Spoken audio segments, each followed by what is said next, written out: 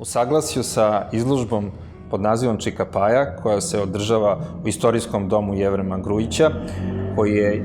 istorijski takođe vezan za ličnost i delo Paje Jovanovića, ne samo zbog toga što je umetnik i prijateljevao sa određenim članovima i naslednicima utemeljivača ovog doma Jevrema Grujića, nego zato što i poseduje nekoliko veoma važnih portreta i drugih dela u svom sopstvenom fundusu koje je potpisao slavni slikar Paja Jovanović. Kada pričamo o Paji Jovanoviću, veoma ga je teško odrediti, kategorijalno objediniti, jer u pitanju zaista slikar koji je obeležio jednu epohu. Slikar i umetnik koji je rođen 1859. godine,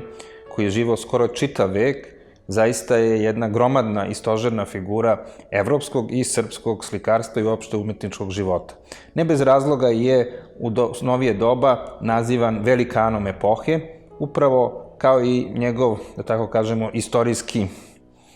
saborac ili slikar, iako na drugom polu umetničke prakse, koji je takođe poznat kao Čika Uroš ili Uroš Predić. To su zaista dva velikana epohe na suprotnim polovima, ali koji objedinjuju jedan vek trajanja i nešto što se u nauci i uopšte u kulturi prepoznaje kao, ili ti kao fenomen akademskog realizma ili još bolje rečeno jedna vrsta ulepšanog, idealnog građanskog sveta. Kada pričamo o Paji Jovanoviću, neizostavno je i potrebno reći da je on rođen u Vršcu, već kao mlad otišao je na školovanje u slavnu carsku akademiju u Beču, likovnih umetnosti. Tu prve pouke dobija od takođe izuzetno važnih i bitnih svojih profesora i umetnika evropske reputacije, kakvim su bili Christian Grippenkerl, slikar i umetnik istorijskih slika i istorijskog pravca, i Leopold Karl Miller, slavni orijentalista, takođe njegov učitelj na istorijskoj klasi. Dakle, Paja Jovanović stiče svoje obrazovanje po utabanom putu mladih pitomaca iz celokupne regije Austro-Ugarske monarhije, čija je stožerna tačka, simbolička, ali i umetnička, bio grad Beč i slavna Carska akademija likovnih umetnosti. Paja Jovanović pouke svojih učitelja veoma brzo, dobro i prilježno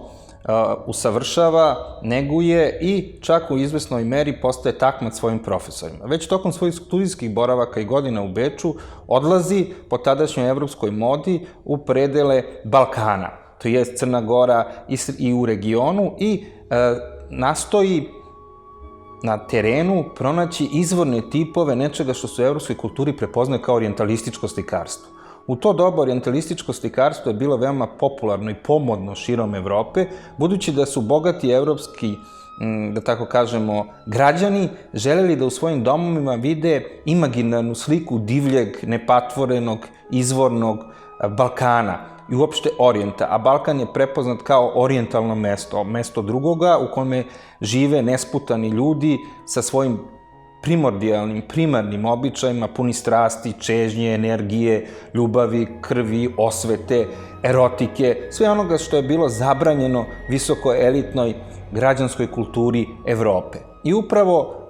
s tom namerom Paja Jovanović odlazi na svoja putešestvija i stvara te svoje prve rane orijentalističke ili slike Balkana koje su ga učinile popularnim i priznatim širom Evrope. Na osnovu njih on stiče i prve porudžbine i svoju konekciju uobličava i stvara sa slavnom i znamenitom galerijskom kućom French u Londonu. I tako nastaje i postaje poznat, značajan orijentalistički slikar širom Evrope, po čemu je i do dan danas ponajviše i poznat u evropskim krugovima. Iz zapadne perspektive, kao što sam rekao, potrebna je slika nečeg drugog, nečeg što se u domicilnim sredinama, visoke sredine u Parizu, Londonu, Beču nije moglo videti u svakodnevnom životu. Dakle, to je doba viktorijanskog morala, uvreženih građanskih pravila, a Paja Jovanović oslikava nešto što nije taj svet, nego sasvim suprotno, nešto divlje, životno, energično, vitalno. Kakve su njegove čuvene orijentalističke slike, kao što su Umir krvi, Ranjeni Crnogorac i Kićenje neveste, koje imamo i priliku da vidimo na izložbi u domu Jevrema Grujića i na što posebnu pažnju trebaju svoju pažnju da posmatrači usredsrede prilikom obilaska dela Paje Jovanovića u domu Jevrema Grujića. Ono što je veoma važno istaći za Paju Jovanovića, da bi ga bolje i pravilnije razumeli, je da je on formiran u vreme, da tako kažemo, rasta i buma ekonomskog, kulturnog, visoke građanske klase širom Evrope. Paja Jovanović se formira u Beču za vreme i u vreme konstituisanja slavnog bulevara Ringstrasse. Dakle, to je doba bulevarske umetnosti, velikih, pompeznih slika, koje prikazuju idealni, ulepšani svet građanskog realizma, kako ga je izuzetno dobro naslovio čuveni teoretičar umetnosti Aleksa Čelebonović. Dakle, u skladu sa jednim uljuljkanim, idealnim, visoko estetizovanim svetom građanstva, sa svetom visoke kulture Beča, ali i gradova koje je Paja Jovanović posetio, kao što su Minhen i Pariz, formira se Paja Jovanović. Dakle, prikazati svet građanstva ulepšan, idealan, selektovan i prikazati ga kao jednu dokolicu, svakodnevnicu ritmičnog života građanske klase u njihovom i njenom ritualnom samopojavljivanju i prezentaciji. Dakle, to je veoma važno shvatiti, jer na osnovu toga, sa različitim varijacijama, Paja Jovanović stvara svoj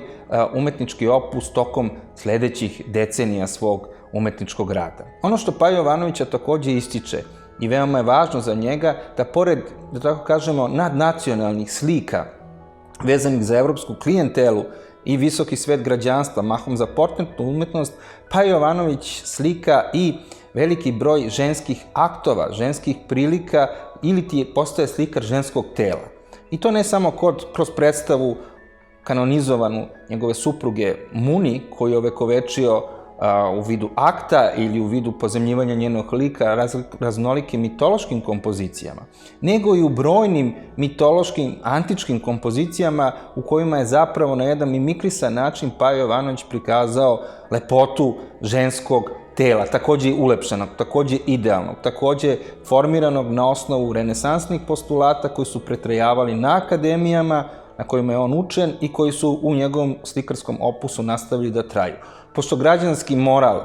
koji je imao svoju konzervativnu notu, naravno nije dopuštao prikaz ženskog tela radi ženskog tela, smatrajući ga vulgarnim i suviše provocirajućim za uvrežena građanska pravila, Paja Jovanović je kao i drugi slikari epohe nastojao da sliku ženskog tela mimikriše, to je subverzivno je prikaže, predstavi,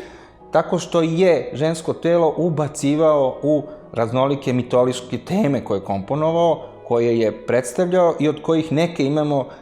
priliku da vidimo upravo tokom trajanja izložbe o Paji Jovanoviću u domu Jevrema Grujića, kao što su Dijana,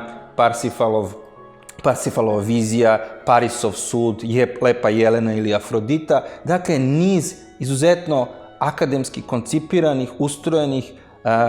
da tako kažemo, mitoloških tema u čijoj suštini i srži se zapravo nalazi prikaz lepote idealnog ženskog tela. Takođe je veoma važno za opus Paje Jovanovića niz njegovih slavnih slika koje ga predstavljaju kao nacionalnog